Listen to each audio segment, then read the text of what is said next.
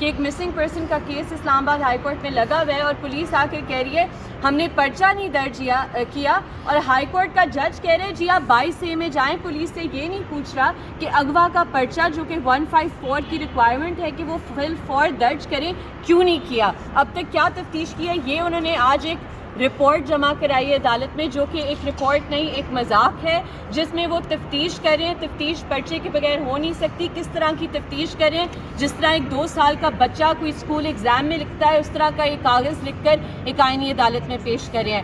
हम समझते हैं कि जो अगवाकार ISI और MI हमने उन्हें नामजद किया हुआ है अपनी पिटिशन में, ये अगवाकार हैं जो तहकीकाती सहाफ़ी जब चीफ ऑफ आर्मी स्टाफ पर कहानी करते हैं उसके 4 दिन बाद ये बच्चों को उठाकर ले जाते हैं। सबको पता है कौन अगवाकार है और बहुत अफसोस की बात है कि इस्लामाबाद हाई कोर्ट के जस्टिस इनाम अमीन मिनहास उन अगवाकारों के इंस्ट्रक्शंस पर चल रहे हैं। ये जगह देखिए, आज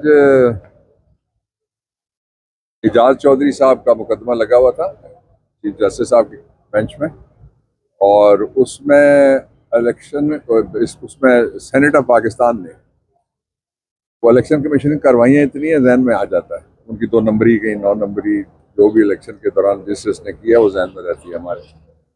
तो उसमें जो केस था उसमें नोटिस किया था सेनेट के लिए। सेनेट की जो प्रिविलेजेस कमेटी है उसने भी कह दिया है कि एजाज चौधरी को पेश किया जाए। चीफ जस्टिस साहब ने मुझसे सवाल किया कि सेनेट का इजलास हो रहा है, मैंने कहा जी मैं डेट पता कर लेता हूँ अगले इजलास की। उन्होंने कहा अगला इजलास कब है, तो वो उसके लिए फिर 2 जो थे जो रिस्पोंडेंट, एक जेल खाना जात के IG और दूसरे जो सुपरिटेंडेंट जेल, उनको कहा गया है कि वो अपने फाइल करें जो कमेंट्स हैं। इसमें तो ये कार्रवाई हुई है। दूसरा जो कार्रवाई हुई है बलूचिस्तान के अंदर, वहाँ की पुलिस ने जो सिविलियंस के ऊपर लाठियाँ गोलियाँ और तशद्दुद किया, उसकी मैं शदीद मजम्मत करता हूँ। और जितने भी वहाँ पे गुमशुदा अफराद हैं और जो गिरफ्तार हैं मारंग बलोच समेत, उन सब की मैं रिहाई का मुतालबा पाकिस्तान तहरीक इंसाफ करती है। और इसलिए कि जो 23 मार्च है वो यौम जमहूरिया है।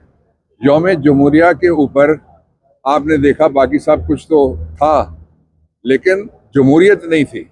और यौम जमहूरिया का मतलब ये है कि आइनी और दस्तूरी निज़ाम पाकिस्तान के अंदर, बाकी सब कुछ था लेकिन आइन किसी जगह पे लोगों को नज़र नहीं आया। और बड़ी बदकिस्मती की बात ये हुई है कि जो तकरीरें की गई हैं उसमें जिसने करारदाद पेश की थी चौधरी फजल हक साहब, उनका नाम किसी ने नहीं लिया। कायदे आज़म अली रहमत, उनका नाम किसी ने नहीं लिया। और जो तख्लीक पाकिस्तान से पहले जिन्होंने पाकिस्तान के लिए ख्वाब देखा था अल्लामा इकबाल, उनका नाम भी किसी ने नहीं लिया। तो ये कैसी रियासत है, मुझे तो नहीं समझ आता कि ये बनाना रिपब्लिक है या जो मरियम ले गई थी पाइनएप्पल वो रिपब्लिक है, या ये कोई क्या रिपब्लिक है, ये समझ में नहीं आता कौम को। इसलिए जो मैं कहने वाली बात है वो ये है इस मौके के ऊपर कि कौम को अगर इकट्ठा करना है तो किसी बंद कमरे में बैठ के इकट्ठा नहीं किया जा सकता। बलूचिस्तान के मसले को अगर हल करना है तो वहाँ के जो लोग हैं बलूचिस्तान के, उनको शरीक करना चाहिए।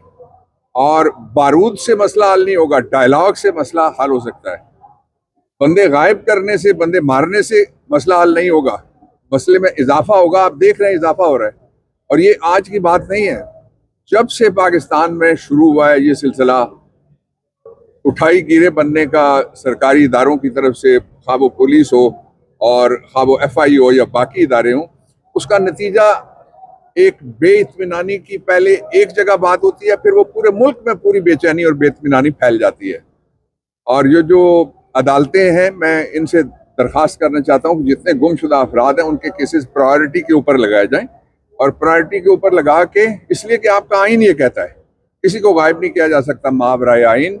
आइन का आर्टिकल 10 भी है, 10A भी है, 4 भी है, और ख़ास तौर पे जो आइन का आर्टिकल 9 है वो ज़िंदगी, बॉडी, लिबर्टी, इनके तहफ़्फ़ुज़ की बात करता है।